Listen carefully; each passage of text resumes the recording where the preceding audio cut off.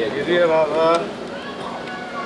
ಪೂಜ್ಯರಾದ H D ದೇವೇಗೌಡರು 93ನೇ ವರ್ಷದ ಹುಟ್ಟುಹಬ್ಬದ ಅಂಗವಾಗಿ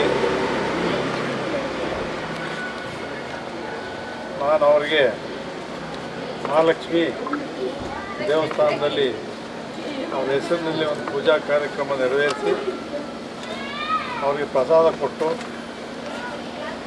ಒಂದು ಗೌರವ ಸಮರ್ಪಣೆ ಮಾಡ್ತಕ್ಕಂಥ ಕೆಲಸವನ್ನು ಮಾಡಿದ್ದೇನೆ. ಅವರ ಆಶೀರ್ವಾದ ಪಡೆದಿದ್ದೇನೆ. ಅವರ ಬದುಕು, ಅವರ ಜೀವನದ ಯಶೋಗಾಥೆಯನ್ನು ಬಿಗಿನಿಂಗಲ್ಲಿ ಪ್ರಾರಂಭದಲ್ಲಿ ಬರೀ 10 ರೂಪಾಯಿ ಬಾಡಿಗೆ ಮನೆಯಲ್ಲಿದ್ದೆ. ಅಲ್ಲಿಂದ ಇಲ್ಲಿವರೆಗೂ ಕೂಡ ಜನರಲ್ ಹಾಸ್ಟೆಲ್ 15 ವರ್ಷ ಇದ್ದೆ, ಊರಲ್ಲಿ 15 ವರ್ಷ ಇದ್ದೆ, ಯಾರ ಮನೆಯಲ್ಲಿದ್ದೆ ವಿಷಯ ಇದ್ದೆ. ಇವತ್ತಿಗೂ ನನಗೆ ಸ್ವಂತ ಮನೆ ಇಲ್ಲ. ಗೊತ್ತಾಯ್ತಾ ಅನ್ನೋದೆಲ್ಲ ಪಾಪ ಸುದೀರ್ಘವಾಗಿ ವಾಲ್ಮೀಕಿ ರಾಮಾಯಣವನ್ನು ಬಿಡದೆ ನಾನು ಓದ್ತಾ ಇದ್ದೀನಿ.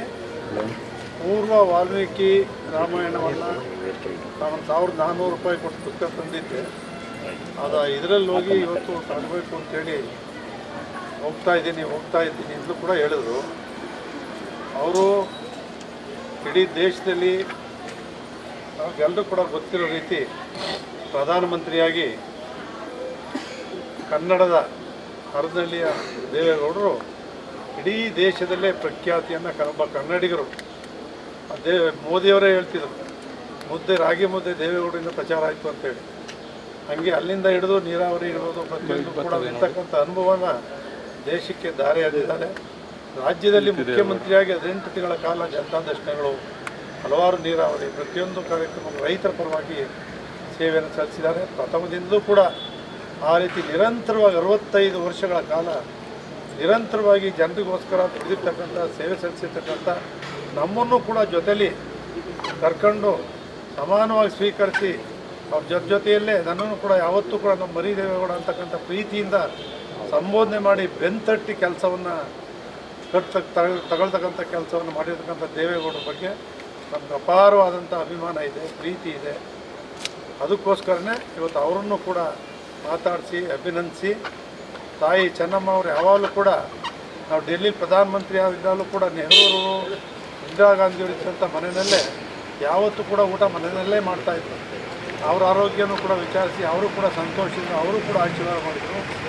ಇದನ್ನು ಮಾಡಲಿಕ್ಕೋಸ್ಕರನೇ ನಮ್ಮ ಮೈಸೂರಿನಿಂದ ಇವತ್ತು ಬಂದು ನಾವು ಮಾಡಿದ್ದೇನೆ. ಅವರ ಆಶೀರ್ವಾದ ಪಡೆದಿದ್ದೇವೆ. ಅವರು ಕೂಡ ತಾಯಿ ಚಾಮುಂಡೇಶ್ವರಿ 100 ವರ್ಷ ಆಯಸ್ಸು ಆರೋಗ್ಯವನ್ನು ಕೊಡಲಿ, ಇನ್ನೂ ದೇಶದಲ್ಲಿ ಸೇವೆ ಮಾಡ್ತಕ್ಕಂಥ ಅವಕಾಶವನ್ನು ದೇವೇಗೌಡರು ಕಲ್ಪಿಸಿ ಅಂತೇಳಿ ಪ್ರಾರ್ಥನೆ. ಸರ್, ಈಗ ನೀವು ಪಕ್ಷದಿಂದ ಅಂತರವನ್ನು ಆಯ್ದುಕೊಂಡಿದ್ರೆ, ಈಗ ದೇವೇಗೌಡರು ಭೇಟಿಯಾಗಿ ಸಂಸದ ಏನಂದರೆ ಮತ್ತೆ ವಾಪಸ್ ಬರ್ತಾರೆ, ಸಕ್ರಿಯವಾಗಿ ಪಕ್ಷದಲ್ಲಿ ತೊಡಗಿಸ್ಕೊಳ್ತಾರೆ, ಆ ಥರ ಚರ್ಚೆ ಆಗುತ್ತಾ? ಏನು ದೇವೇಗೌಡರು ಒಂದು ಅಕ್ಷರ ರಾಜಕೀಯ ಮಾತಾಡಿದ್ದಾರೆ, ನಾನು ಒಂದು ಅಕ್ಷರ ರಾಜಕೀಯ ಮಾತಾಡಿದ್ದೀನಿ. ಯಾವತ್ತೂ ಕೂಡ ನೀವು ಚೆನ್ನಾಗಿರಪ್ಪ, ನಿಮ್ಗೆ ಒಳ್ಳೆಯದಾಗಲಿ ಅಂತಕ್ಕಂಥ ಮೈ ತುಂಬ ಆಶೀರ್ವಾದ ಸಾವರಿ ಅವ್ರ ಆಶೀರ್ವಾದವನ್ನು ಮಾಡಿದ್ದಾರೆ ಹೊರತು ಬೇರೆ ಯಾವುದೇ ರಾಜಕೀಯ ವಿಚಾರ ಇವತ್ತು ಪ್ರಸ್ತಾಪ ಮಾಡಿದ್ರು. ನೀವು ನಿಮ್ಮ ನಿಲುವಿಗೆ ಈಗಲೂ ಬದ್ಧವಾಗಿದ್ದರು. ಯಾಕಂದರೆ ಕೋರ್ ಕಮಿಟಿ ಅಧ್ಯಕ್ಷರಿಂದ ತೆಗೆದರು, ಶಾಸಕಾಂಗದ ನಾಯಕ ಕೊಡಲಿ ಅನ್ನೋದು ಅಸಮಾಧಾನ ನಿಂತು ಅದಾದಮೇಲೆ ಪಕ್ಷದಿಂದ ದೂರ ಉಳ್ಕೊಂಡಿದ್ರು. ಸರ್, ಇವತ್ತಿಂದ ಭೇಟಿಯಿಂದ ಮತ್ತೇನಾದರೂ ಡಿ ಟಿ ದೇವೇಗೌಡರು ಆಕ್ಟಿವ್ ಆಗ್ತಾರೆ ಅನ್ನೋಂಥದ್ದು ಅವರು ನಿಮಗೆ ಗೊತ್ತಿದೆ.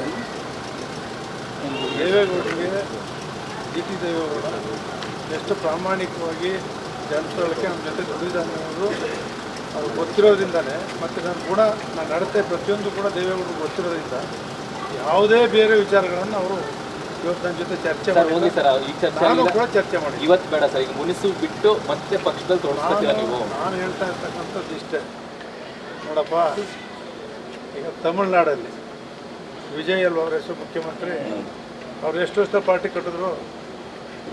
ಎಷ್ಟು ವರ್ಷ ಆಯ್ತು ಪಾರ್ಟಿ ಕಟ್ಟಿ? 1 ವರ್ಷದಲ್ಲಿ ಕಟ್ಟಿ CM ಆಗ್ಬೋದು.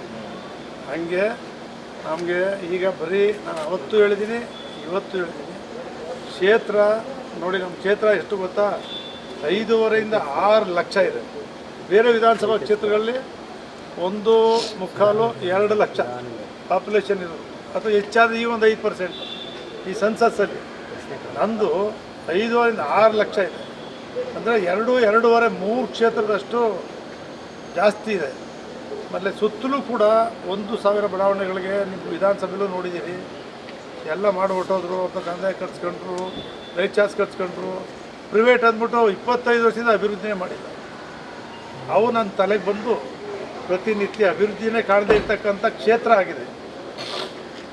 ಹಗಲಿರುಳು ದುಡಿತಾ ಇದ್ದೀನಿ ನಾನು. ಅವ್ರ ಅಭಿವೃದ್ಧಿನೇ ನನ್ನ ಗುರಿ, ಪ್ರಥಮ ಆದ್ಯತೆ. ಸರ್, ನಮ್ಮ ಪ್ರಶ್ನೆಗೆ ಉತ್ತರ ಸಿಕ್ಕಿಲ್ಲ. ಪಕ್ಷದಲ್ಲಿ ಆಕ್ಟಿವ್ ಆಗಿ ಇನ್ನು ಮುಂದೆ ನಾನು ಜನತಾದಳದಲ್ಲೇ ಇದ್ದೀನಿ, ಇದ್ದೀರಾ? ಜನತಾದಳದ MLA ಇದ್ದೀನಿ. ದೈಹಿಕವಾಗಿದ್ದೀರಾ, ಮಾನಸಿಕವಾಗಿರಲ್ಲ? ನಾನು ಹೇಳಿದ್ದೀನಿ ನಿಮ್ಗೆ ಆಲ್ರೆಡಿ 28ಕ್ಕೆ ಜನತಾದಳದಿಂದ ಚಾಮುಂಡೇಶ್ವರಿ ಕ್ಷೇತ್ರದಲ್ಲಿ ನಿಲ್ತೇನೆ ಅಂತ ಹೇಳಿದೆ.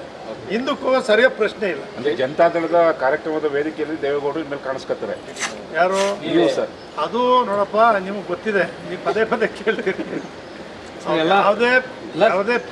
ಯಾವುದೇ ಪದಾಧಿಕಾರಿಗಳಾಗಲಿ, ಪಕ್ಷದ ಅಧ್ಯಕ್ಷರಾಗಲಿ, ಈಗ HD ಕುಮಾರಸ್ವಾಮಿ ಅವರು ಕೇಂದ್ರ ಮಂತ್ರಿ ಇದ್ದಾರೆ, ಅವರೇ ರಾಜ್ಯಾಧ್ಯಕ್ಷರಾದ್ದಾರೆ, ದೇವೇಗೌಡರು ರಾಷ್ಟ್ರೀಯ ಅಧ್ಯಕ್ಷರಾದ್ದಾರೆ, ನಿಖಿಲ್ ಕುಮಾರಸ್ವಾಮಿ ಯುವಜನದಳದ ಅಧ್ಯಕ್ಷರಾಗಿ ರಾಜ್ಯಾದ್ಯಂತ ಪ್ರವಾಸ ಮಾಡ್ತಿದ್ದಾರೆ. ಅವ್ರು ಯಾರೂ ಕೂಡ ನೀವು ಬರಬೇಕು ಪಕ್ಷಕ್ಕೆ ವೇದಿಕೆಗೆ ಅಂತ ಯಾರೂ ಕೂಡ ಯಾವತ್ತೂ ಆಹ್ವಾನ ಮಾಡಿಲ್ಲ. ಅದರಿಂದ ನನ್ನ ಕ್ಷೇತ್ರ ಆಯಿತು, ನಾನು ಕುಮಾರಸ್ವಾಮಿ ಮಾತಾಡ್ಸಿದ್ರೆ ಆಮೇಲೆ ನೋಡೋಣ. ಹೋಗಲ್ಲ.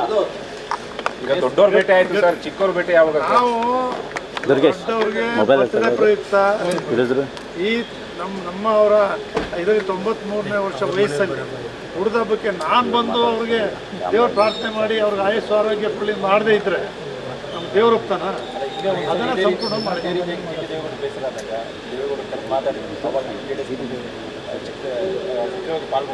ಅದೇ ರೀತಿ ಆಗುತ್ತಾ ಅಂತ ಸರ್ ಕಾಲ ಬರ್ಬೋದು ಅಂತ ನಾನು ಆಶಯ ವ್ಯಕ್ತಪಡಿಸ್ತೇನೆ.